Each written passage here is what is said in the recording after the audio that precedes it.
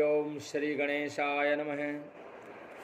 शिखि मुकुट विशेषम नीलपद्मांगदेशम वेदो मुख कृत केशम कौस्तुभापीतवेशम मधुर रव कलेशम शंभजे भ्रातृशेषम व्रज जनवनितेशम माधवम राधिकेशम।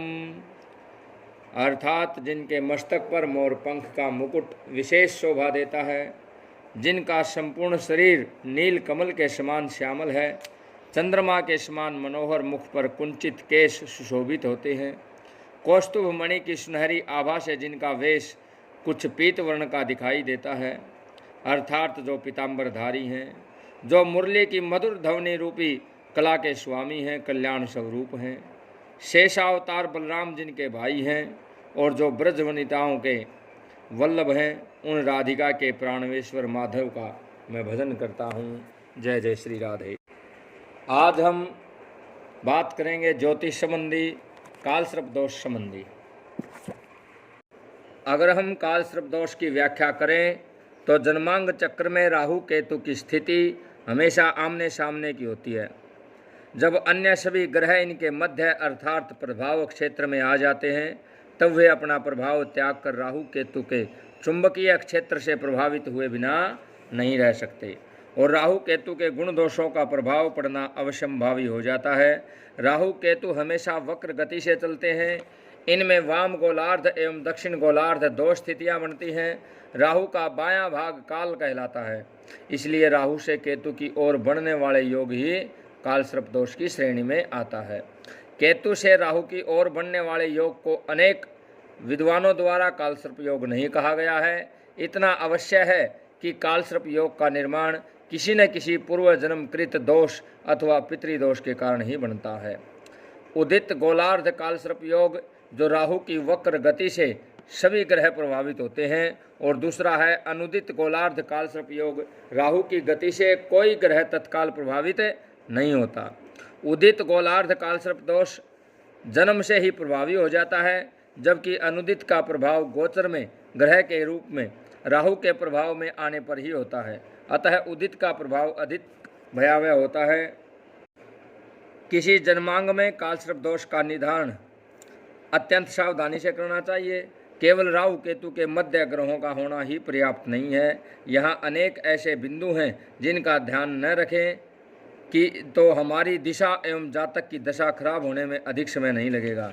सबसे पहले तो ये देखें कि कालसर्प दोष किस भाव से किस भाव तक है एवं ग्रह का भाव क्या है, उस भाव में ग्रह की क्या स्थिति बन रही है, ग्रहों की युति का क्या प्रभाव पड़ रहा है। यदि राहु के साथ अन्य ग्रह की युति है तो यहाँ यह भी देखना चाहिए कि युति वाले ग्रह का बल राहु से कम है या अधिक। ऐसी स्थिति है तो राहु का न केवल प्रभाव कम होगा अपितु कालसर्प योग भी भंग हो जाता है। यही स्थिति किसी ग्रह के राहु केतु की पकड़ से बाहर निकलने पर हो सकता है। अतः कालसर्प दोष का निर्धारण सतही स्तर से विश्लेषण करने पर जातक के लिए अत्यंत ही दुखदायी हो सकता है। यहाँ पर एक बात और कहने योग्य है कि कालसर्प योग हमेशा कष्टकारक ही नहीं होते। कभी कभी तो ये इतने अधिक अनुकूल होते हैं कि व्यक्ति को विश्व स्तर पर केवल प्रसिद्धि ही नहीं बल्कि संपत्ति, वैभव, नाम, प्रसिद्धि के देने वाले भी बन जाते हैं। आप विश्व के महापुरुषों के जन्मांगों का अध्ययन करेंगे तो पाएंगे कि उनकी कुंडली में कालसर्प योग होने के बाद भी वे प्रसिद्धि के शिखर पर पहुंचे थे। इतना आवश्यक है कि उनके जीवन का कोई न कोई पक्ष ऐसा अवश्य रहा होगा जो अपूर्णता का प्रतीक बन गया हो। कालसर्प योग से डरने या भयाक्रांत होने की आवश्यकता बिल्कुल नहीं है। जन्म कुंडली में अनेक शुभ योग जैसे पंच महापुरुष योग, बुध आदित्य योग आदि बनते हैं, जिनके कारण कालसर्प योग का प्रभाव अत्यधिक न होकर के बहुत कम समय तक रहता है। यदि आप विश्व के सफलतम व्यक्तियों का अध्ययन करेंगे तो निश्चित ही पाएंगे कि उनकी कुंडली में भी कालसर्प योग था। अब बात आती है कि कालसर्प योग के प्रकार कितने हैं। ज्योतिष में 12 राशियां हैं, इनके आधार पर 12 लगन होते हैं और इनके विविध योगों के आधार पर कुल 288 प्रकार के कालसर्प योग निर्मित हो सकते हैं। प्रमुख रूप से भाव के आधार पर कालसर्प योग 12 प्रकार के बताए हैं, जिसमें सबसे पहले अनंत नामक कालसर्प योग है। लगन से 7वें भाव तक बढ़ने वाले इस योग को अनंत कालसर्प योग कहा गया है। इस योग के कारण जातक को मानसिक अशांति, जीवन की अस्थिरता, कपट बुद्धि, प्रतिष्ठा हानि, वैवाहिक जीवन का दुखमय होना इत्यादि प्रभाव देखने को मिलते हैं। जातक को आगे बढ़ने के लिए काफ़ी संघर्ष करना पड़ता है। ऐसा व्यक्ति निरंतर मानसिक रूप से अशांत रहता है। अब है दूसरा कुलिक नामक कालसर्प योग। द्वितीय स्थान से 8वें स्थान तक पड़ने वाले इस योग के कारण जातक का स्वास्थ्य प्रभावित होता है। जीवन में आर्थिक पक्ष को लेकर के अत्यंत संघर्ष करना पड़ता है। जातक कर्कश वाणी से युक्त होता है, जिसके कारण कलह की स्थिति उत्पन्न होती है। साथ ही वह पारिवारिक विरोध और अपयश का भागी बनता है। योग की तीव्रता के कारण विवाह में विलंब आता है या विच्छेद तक भी हो सकता है। अब है 3 नंबर का कालसर्प योग, वासुकी कालसर्प योग। यह योग तृतीय से 9वें तक बनता है। पारिवारिक विरोध, भाई बहनों में मनमुटाव, मित्रों से धोखा, भाग्य की प्रतिकूलता, व्यवसाय या नौकरी में रुकावटें, धर्म के प्रति नास्तिकता, कानूनी रुकावटें आदि बातें देखने को मिलती हैं। जातक धन अवश्य कमाता है, किंतु कोई न कोई बदनामी उसके साथ जुड़ी रहती है। उसे यश, पद, प्रतिष्ठा पाने के लिए संघर्ष ही करना पड़ता है। अब है चौथा कालसर्प योग, शंखपाल नामक कालसर्प योग। यह योग चतुर्थ से 10वें भाव में निर्मित होता है। इसके प्रभाव से व्यवसाय, नौकरी, विद्या, धन इत्यादि पक्षों में रुकावटें आती हैं। घाटे का सामना करना पड़ता है। वाहन एवं भाइयों में तथा कर्मचारियों को लेकर कोई न कोई समस्या हमेशा आती रहती है। आर्थिक स्थिति इतनी अधिक खराब हो जाती है कि दिवालिया होने तक की परिस्थितियां आ सकती हैं। अब 5वां है पद्म कालसर्प योग। पंचम से एकादश भाव में राहु केतु होने से यह योग होता है। इसके कारण संतान सुख में कमी या संतान का दूर रहना अथवा विच्छेद तथा गुप्त रोगों से जूझना पड़ता है। असाध्य रोग हो सकते हैं, जिनकी चिकित्सा में अधिक धन का अपव्यय होता है। दुर्घटना एवं हाथों में तकलीफ हो सकती है। मित्र एवं पत्नी से विश्वासघात मिल सकता है। यदि सट्टा, लॉटरी, जुए की लत हो तो इसमें सर्वश है, यानी कि सब कुछ नष्ट होने का डर है। शिक्षा प्राप्ति में अनेक अवरोध आते हैं। जातक की शिक्षा भी अपूर्ण रह सकती है। जिस व्यक्ति पर सर्वाधिक विश्वास करेंगे उससे ही धोखा मिलता है।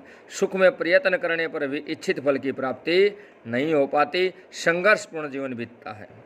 छठा महापद्म कालसर्प योग। 6 से 12 भाव के इस योग में पत्नी विछोह, चरित्र की गिरावट, शत्रुओं से निरंतर पराभव आदि बातें होती हैं। यात्राओं की अधिकता रहती है। आत्मबल की गिरावट देखने को मिलती है। प्रयत्न करने पर भी बीमारी से छुटकारा नहीं मिलता। गुप्त शत्रु निरंतर षड्यंत्र करते रहते हैं। अब है 7वां तक्षक नामक कालसर्प योग। सप्तम से लगन तक ये योग होता है। इसमें सर्वाधिक प्रभाव वैवाहिक जीवन पर पड़ता है और संपत्ति के स्थायित्व पर पड़ता है। जातक को शत्रुओं से हमेशा हानि मिलती है। असाध्य रोगों से जूझना पड़ता है। पदोन्नति में निरंतर अवरोध आते हैं। मानसिक परेशानी का कोई न कोई कारण उपस्थित होता रहता है। अब है 8वां कर्कोटक नामक कालसर्प योग। अष्टम भाव से द्वितीय भाव तक कर्कोटक योग होता है। जातक रोग और दुर्घटना से कष्ट उठाता है। ऊपरी बाधाएं भी आती हैं। अर्थ हानि, व्यापार में नुकसान, नौकरी में परेशानी, अधिकारियों से मनमुटाव, पदान्नति, मित्रों से हानि एवं साझेदारी में धोखा मिलता है। रोगों की अधिकता रहती है। शल्य क्रिया करवानी पड़ती है। जहर का प्रकोप होता है और अकाल मृत्यु आदि के योग बनते हैं। अब है 9वां शंखनाद या शंखचूड़ नामक कालसर्प योग। यह योग 9वें से तृतीय भाव तक होता है। यह योग भाग्य को दूषित करता है। व्यापार में हानि, पारिवारिक तथा अधिकारियों से मनमुटाव, फलतः शासन से कार्यों में अवरोध, जातक के सुख में कमी देखने को मिलती है। और फिर आता है 10वां कालसर्प योग, जिसका नाम पातक कालसर्प दोष है। 10म से चतुर्थ भाव तक ये योग होता है। 10वें भाव से व्यवसाय की जानकारी मिलती है। संतान पक्ष को बीमारी रहती है। 10वें और चतुर्थ से माता पिता का अध्ययन किया जाता है। अतः माता पिता, दादा दादी का वियोग राहु की महादशा या अंतर्दशा में संभव हो जाता है, यानी कि जरूरी हो जाता है। अब 11वां है विषाक्त या विषधर कालसर्प योग। राहु केतु के एकादश पंचम में स्थित होने से इस योग के से नेत्र पीड़ा, हृदय रोग, बंधु विरोध, अनिद्रा रोग आदि स्थितियां बनती हैं। जातक को जन्म स्थान से दूर रहने को बाध्य होना पड़ता है। किसी लंबी बीमारी की संभावना रहती है। अब 12वां है और अंतिम है शेषनाग कालसर्प योग। द्वादश से षष्ठ भाव के इस योग में जातक के गुप्त शत्रुओं की अधिकता तो होती ही है, साथ ही वे जातक को निरंतर नुकसान भी पहुंचाते हैं। जिंदगी में बदनामी अधिक होती है। नेत्र की शल्य यानी कि आंखों का ऑपरेशन करवाना पड़ता है। कोर्ट कचहरी के मामलों में पराजय मिलती रहती है। ये 12 प्रकार के कालसर्प योग हैं।